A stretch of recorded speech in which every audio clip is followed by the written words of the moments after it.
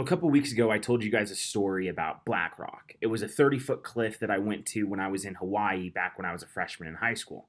And you had to swim out to the ocean just to get to it. And once you got to it, you would then climb up this 30-foot cliff and then jump out into the ocean. It was awesome. It was one of my favorite experiences in Hawaii and probably one of my favorite memories of it. And I bring it up again this morning because I'm curious. Have any of you ever done anything like that? Whether it be jumping off a high dive or maybe zip lining or those rappelling things at Urban Adventure Park, where they strap you into the harness, they hook you up, and then you jump off a ledge and you rappel down. There's something to do with heights. Have you ever done anything like that? It's funny because we tend to see these attractions and get pumped. We get so excited. We think that they're going to be so much fun, and we climb to the top and look down, and it feels like our tongue has dropped into our stomach. We get cold and we start sweating at the same time, and sometimes our fear is so great that we back away and choose not to go through with it at all. And then there's always that one friend who, while you're debating whether or not this jump is worth possibly dying, you have that one friend that yells out, "Jump! Jump!"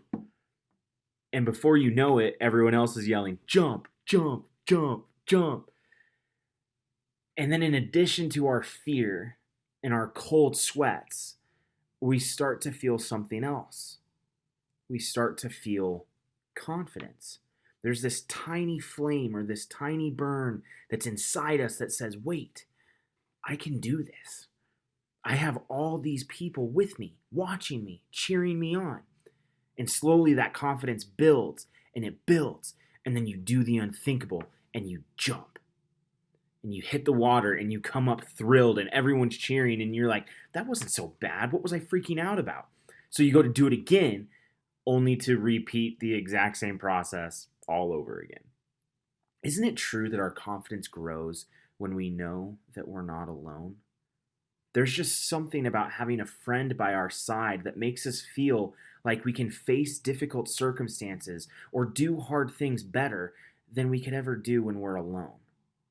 And God knew this to be true of us, which is one of the reasons why Jesus said before his death, I will ask the Father, and he will give you another advocate to help you and be with you forever. And then Jesus died, and then he was risen from the dead, and he ascended back into heaven, and afterwards we received the Holy Spirit. After he ascended into heaven, we received the Holy Spirit to live inside of us, in our hearts and our minds, to be with us in all things.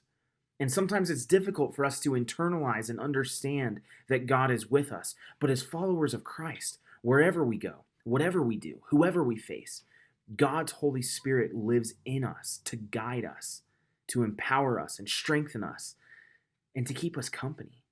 And it's because of that we can be confident that we're never alone. We can have assurance that God is with us. So whatever that thing is this week that has you worried or afraid, I want to challenge you now to take a step toward it, but with the confidence that the Holy Spirit is with you through it and you're not alone in it. God is with you, so jump.